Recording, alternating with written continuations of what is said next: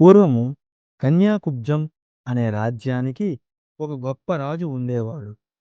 గాది అన్న పేరుతో అతను లోకంలో ప్రసిద్ధి చెందిన రాజు. ధర్మస్వరూపుడైన ఆయనకు ఒక కొడుకు. ఆయనే విశ్వామిత్ర మహర్షి. ఇతను మహాబలుడు మరియు గొప్ప శక్తి కలవాడు. ఆ విశ్వామిత్రుడు సేనా వాహనాలను మిక్కిలిగా కలిగి శత్రువులను అణచివేసేవాడు. విశ్వామిత్రుడు తరచూ తన అమాత్యులతో కలిసి వేటకు వెళ్ళి మృగాలను, వరాహాలను వేటాడుతూ ఉండేవాడు. అలా ఒకానొక సందర్భంలో ఒక మృగాన్ని వేటాడి దప్పిక కారణం చేత అలసిపోయి అదే అరణ్యంలోని ఒక ఆశ్రమానికి వచ్చాడు. ఆ ఆశ్రమం మరెవరిదో కాదు, సాక్షాత్తు మునీంద్రుడైన వశిష్ఠ మహర్షి యొక్క ఆశ్రమం. గొప్పవారిని సమర్చించగల ఆ వశిష్ఠ మహర్షి తన ఆశ్రమానికి వచ్చిన ఆ విశ్వామిత్రుడిని సత్కరించి ఆతిథ్యాన్ని అందుకొనడానికి ఆహ్వానించాడు. ఆర్ఘ్య పాద్య ఆచమనీయ స్వాగత వాక్యాలతోనూ ఆరణ్యకమైన హవిస్సులతోనూ విశ్వామిత్రుడిని సత్కరించాడు వశిష్ఠ మహర్షి. మహాత్ముడైన ఆ వశిష్ఠ మహర్షి వద్ద కోరిన కోర్కెలు తీర్చగల కామధేనువు ఉంది. అది ఎప్పుడు ఏమి కావాలని కోరుకున్నా ఆ కోరికలను తక్షణమే తీరుస్తుంది. ఆ ఆవు రకరకాల ఫలాలను, పాలను, షడ్రసోపేత భోజనాలను, అమృత మొదలైన ఉత్తమ పానీయాలను, విలువైన రత్నాలను, వివిధ వస్త్రాలను ఆ కామధేనువు అందజేస్తుంది. సర్వవిధాలా సంపూర్ణమైన ఆ పదార్థాలతో విశ్వామిత్రుడిని సత్కరించాడు వశిష్ఠ మహర్షి. ఆ కామధేనువుని చూసి పరమానందపడిన ఆ విశ్వామిత్రుడు వశిష్ఠునితో ఇలా పలుకుతున్నాడు: బ్రహ్మర్షి, తమకు 10 కోట్ల ఆవులను ఇస్తాను, లేదా నా రాజ్యాన్నే ఇస్తాను. ఈ నందినిని నాకిచ్చి నా రాజ్యాన్ని మీరు అనుభవించండి అని అన్నాడు.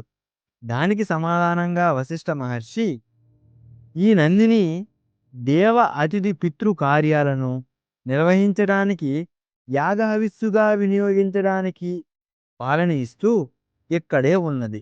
నీ రాజ్యమంతా ఇచ్చినా ఈ నందినిని మాత్రం ఇవ్వలేను అని పలికాడు.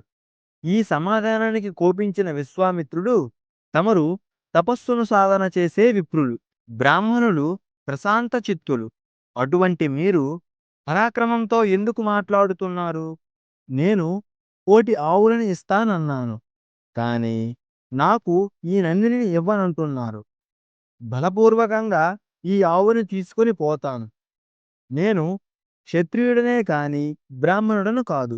కాబట్టి తమరు చూస్తుండగానే నా భుజబలంతో ఈ ఆవును తీసుకుని పోతాను అని గర్వంగా పలికాడు విశ్వామిత్రుడు. నీవు క్షత్రియుడవు, బలపరాక్రమం కలవాడవు, సైన్యము కూడా నీ వెంట ఉన్నది. నీకు ఇష్టం వచ్చినట్టు వెంటనే చేయవచ్చు, ఆలోచించవలసిన అవసరం లేదు అని పలికాడు వశిష్ఠ మహర్షి. వెంటనే విశ్వామిత్రుడు నందిని ధేనువును కొరడాతో కొడుతూ అటూ ఇటూ అదిలిస్తూ బలవంతంగా అపహరించాలని చూశాడు.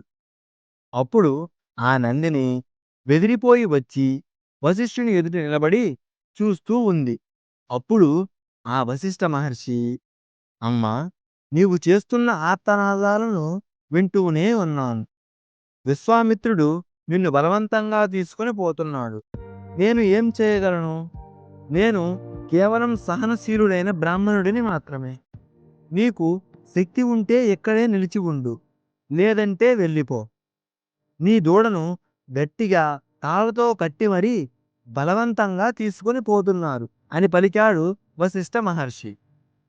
నిలిచి ఉండు అని వశిష్ఠుడు అన్న మాటలను విని ఆ నందిని తలను పైకి చాపి భయంకరంగా కనిపిస్తూ కోపంతో కళ్ళెర్ర చేసి పెద్ద పెద్ద అంబారావాలు చేస్తూ విశ్వామిత్రుని సేనంతా 4 దిక్కులకు పరిగెత్తేలా చేసింది.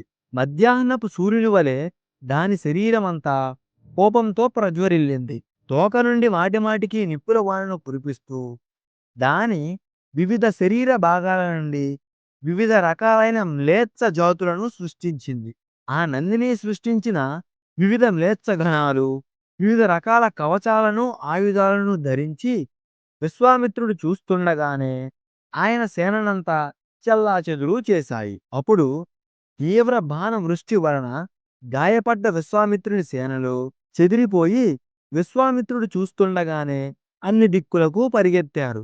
వశిష్ఠ మహర్షి యొక్క సేనలు అంతలా విరుచుకుపడుతున్నా సరే విశ్వామిత్రుని సైనికుల్లో ఏ ఒక్కరిని కూడా వశిష్ఠ మహర్షి సేనలు చంపలేదు.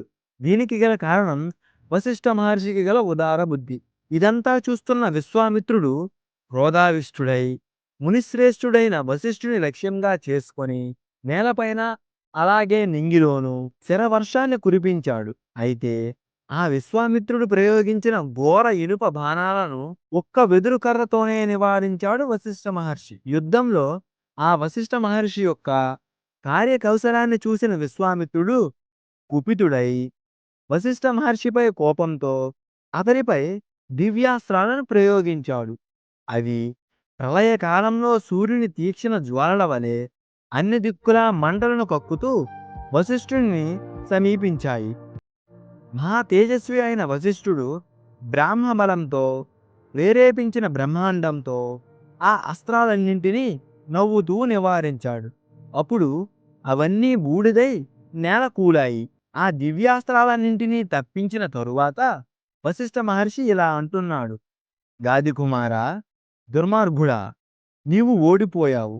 ఇంకా నీకు శక్తి ఉంటే నేను నిలిచే ఉన్నాను, నాపై చూపించు అని అన్నాడు. ఆ మాటలు విన్న విశ్వామిత్రుడు ఏమీ అనలేకపోయాడు. ఆయన సేనలు అన్నీ పారిపోయాయి. అప్పుడు బ్రహ్మ తేజస్సు నుండి కలిగిన ఆశ్చర్యకర సన్నివేశాన్ని చూచి విశ్వామిత్రుడు తాను క్షత్రియుడైనందుకు బాధపడి ఇలా అంటున్నాడు: క్షత్రియ బలం నిరుపయోగం, బ్రహ్మ తేజోబలమే బలం అని పలికాడు. బలాబలాలను పరిశీలించిన తరువాత తపోబలమే మిన్న అని నిర్ణయించుకున్నాడు విశ్వామిత్రుడు. ఈ విధంగా విశ్వామిత్రుడు వశిష్ఠ మహర్షి యొక్క చేతిలో పరాభవాన్ని పొందాడు.